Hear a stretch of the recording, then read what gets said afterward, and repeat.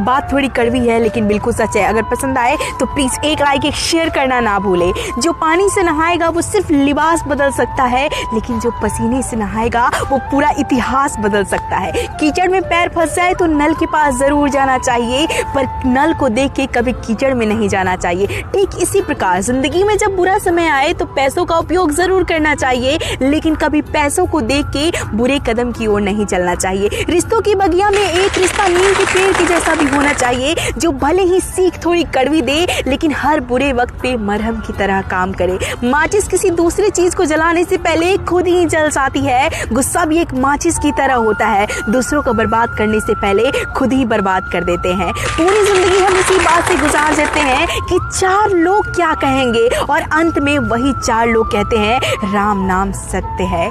शब्दों का ताकत को कम मत आती है साहब, क्योंकि छोटा सा हाँ पूरी जिंदगी